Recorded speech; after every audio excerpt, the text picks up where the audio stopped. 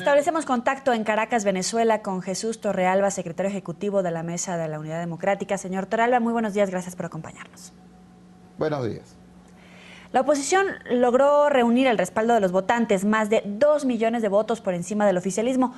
¿Cómo hacer para que el chavismo reconozca que la MUD es la nueva mayoría en el país? Bueno, yo creo que en realidad no se trata de que el oficialismo reconozca que la Unidad Democrática es la nueva mayoría. Lo importante sería que el oficialismo se ubique en la realidad de Venezuela.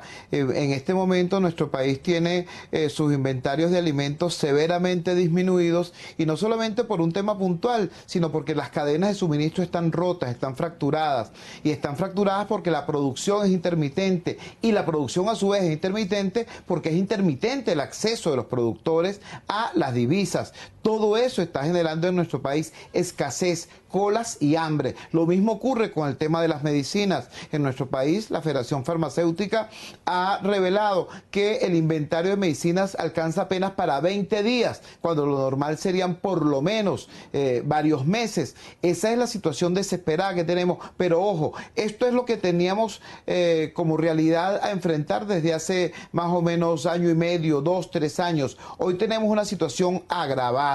El presidente de PDVSA, es decir, el vocero gubernamental más caracterizado para hablar del tema energético, ha descrito el escenario del próximo trimestre, primer trimestre de 2016, con la palabra catástrofe. Esa ha sido la palabra usada por el señor Eulogio del Pino, presidente de PDVSA. Y eso que se estaba refiriendo únicamente al tema de los inventarios de crudo en el mundo industrializado. Si a eso le sumamos los acuerdos de la conferencia contra el cambio climático, donde casi 200 países se pusieron de acuerdo para reducir drásticamente el consumo de hidrocarburos, entonces resulta que estamos en presencia de una situación muy grave para el país. Ya no se trata de la estabilidad de un gobierno, se trata de la viabilidad económica de Venezuela. Eso es lo que está en juego en este momento, en el corto y en el mediano plazo. Por eso, ante una circunstancia tan grave desde el punto de vista económico y social, es prácticamente un irrespeto a la realidad el que el gobierno siga aún lamiéndose las heridas y no entendiendo las dimensiones de su derrota. En este momento Venezuela necesita que el gobierno haga una amplia convocatoria a todas las capacidades, a todos los talentos, a todos los recursos que tiene el país para enfrentar esta inmensa crisis que se nos viene encima. En lugar de eso tenemos un gobierno que no es capaz ni de convocar a su propia militancia, como se evidenció el pasado 6 de diciembre. Esa es la dimensión del drama que tenemos en este instante. No se trata entonces de que el gobierno reconozca o no el triunfo de la oposición. Se trata de que el gobierno reconozca la naturaleza y profundidad de la crisis que enfrentamos. Sin duda. Ahora, el chavismo ha hablado de fraude electoral, una tesis que en los eventos electorales que ganaba el chavismo los dirigentes calificaban de imposible. Ahora, ¿cómo se puede entender que ahora el gobierno admita que el sistema electoral venezolano pudiera afectarse de alguna manera cuando antes lo negaban rotundamente? Bueno, esas son explicaciones ciertamente peregrinas, sobre todo por venir de quien vienen. Nosotros hemos afirmado que en Venezuela hay ciertamente unas condiciones poco saludables para la democracia venezolana desde el punto de vista electoral, pero esas condiciones no tienen que ver exactamente con el sistema de voto, de conteo, de escrutinio. Eso tiene que ver con el ventajismo estructural, con el ventajismo institucional. Vamos a decirlo de manera clara: la oposición en Venezuela ganó con las reglas del oficialismo, con el árbitro del oficialismo y en medio del ventajismo oficialista. A pesar de todo eso, obtuvimos no una victoria cualquiera, obtuvimos una victoria por arrase. Ganamos en todo el país, sobre todo en los sectores populares, sobre todo en esas áreas en las que supuestamente el oficialismo era hegemónico. Eso es lo que ha ocurrido. Venir ahora a tratar de restarle importancia o de objetar la limpieza de la victoria de la Unidad Democrática es ciertamente peregrino. El señor Maduro, el señor Cabello y el señor Rodríguez, el jefe de campaña, están hoy cada vez más aislados, porque mientras toda Venezuela está viviendo este proceso entre el 6 de diciembre y el 5 de enero, desde el alivio, porque para todos era claro que la situación de Venezuela era difícilmente sostenible, pero algunos no confiaban en la posibilidad de derrotar pacíficamente a un gobierno violento. Algunos no confiaban en la posibilidad de derrotar democráticamente a un gobierno que no es democrático. Sin embargo, lo logramos. Eso ha generado alivio en la población y este discurso violento de los señores Rodríguez, Cabello y Maduro cada vez los coloca en una situación de mayor precariedad y de mayor aislamiento. Ahora, una eventual impugnación del resultado retrasaría la instalación de la Asamblea Nacional y la juramentación de sus diputados, ¿o estaría en peligro la fecha del 5 de enero para que el Parlamento asuma como tal? La fecha del 5 de enero la fija la Constitución Nacional. Es la Carta Magna la que establece que el día 5 de enero debe instalarse la nueva legislatura, por un lado. Por otro lado, no cursan ante el Tribunal Supremo de Justicia en su sala electoral, ni ante el Consejo Nacional Electoral, ninguna impugnación. Todos nuestros 112 diputados están acreditados y tienen su acreditación porque presentaron todas las actas que tenían que presentar a los efectos de su proclamación. Así que ese peligro no existe. El 5 de enero va a haber una ceremonia republicana. El espacio republicano para el diálogo, para el encuentro, que es el Parlamento, se va a reactivar. Venezuela tiene 17 años de autoritarismo, 17 años en los que en vez de política teníamos el bullying convertido en política de Estado.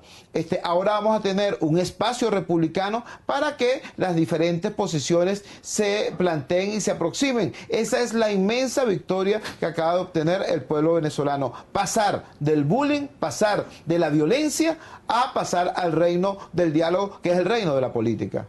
Ahora, durante la campaña se criticó que el oficialismo entregara viviendas, entregara y pues dispusiera de los recursos del Estado para planes fugaces. Ellos decían que bueno, que era parte de la gestión de gobierno. Ahora, el chavismo acusa a la MUD de comprar votos. Le pregunto yo, ¿tiene la oposición realmente recursos para impulsar el respaldo electoral a su opción? Su pregunta es exactamente, o está planteada en los términos exactamente correctos. El gobierno transformó la política social del Estado en un mecanismo coercitivo de chantaje y de extorsión. Es decir, los más pobres, los venezolanos más pobres, los que necesitaban la ayuda de una bolsa de comida o de un techo suministrado por el Estado, fueron extorsionados por el Estado. El Estado les decía, tienes esto, pero tienes que votar por mí. Aparte de eso, hubo una operación masiva para intentar comprar el voto. Mientras que la oposición repartía papeles con nuestras propuestas, el gobierno repartía taxis, repartía tabletas, repartía computadoras, repartía artículos de línea blanca, refrigeradores, lavadoras. Eso fue lo que hizo el gobierno. Por eso es que luce hoy risible que el gobierno diga que la oposición compraba apoyos. La oposición hizo una campaña extremadamente modesta, la hizo con las uñas. La oposición no tenía ni oficinas porque a la gente le daba temor alquilarle una oficina al comando de campaña de la oposición, para decirlo con absoluta claridad. A pesar de eso, ganamos, y ganamos por amplio margen, haciendo una campaña que fue casa por casa, que fue corazón a corazón. Tuvimos que recurrir intensamente a las redes sociales porque fuimos excluidos de los medios masivos, de los medios radioeléctricos. Es decir, nosotros podríamos hacer hoy un amplio mostrario de las agresiones de las que fuimos objeto por parte del gobierno. Ahora, es para nosotros un motivo de orgullo decir que el David democrático, que fue el pueblo venezolano, logró vencer al Goliat petrolero, que fue el gobierno de Maduro. Esa es la verdad. El 5 de enero asumen los nuevos diputados y la oposición obtiene la mayoría. Después de la designación de la directiva, el nombramiento de los miembros de comisiones, ¿cuál será la primera medida? ¿Qué proyecto marca el inicio de la gestión de los diputados para los siguientes 5 años? La primera medida que vamos a tomar, la primera iniciativa legislativa, va a ser una iniciativa dirigida al tema de la amnistía y la reconciliación.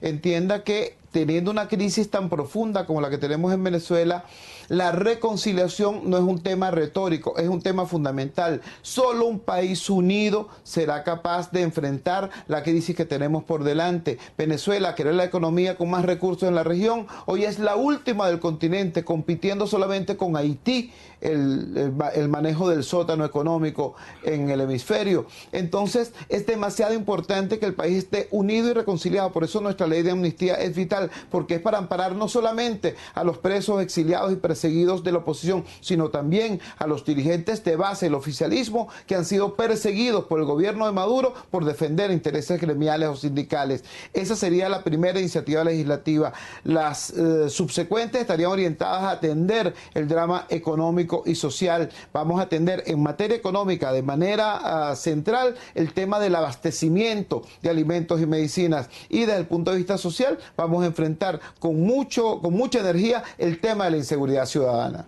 Sin duda son muchos los retos que tienen por delante los nuevos diputados de Venezuela. Agradecemos a Jesús Torrealba, secretario ejecutivo de la Mesa de la Unidad Democrática, por habernos acompañado aquí en el informativo de NTN 24. Un buen día para usted. Muchísimas gracias a usted.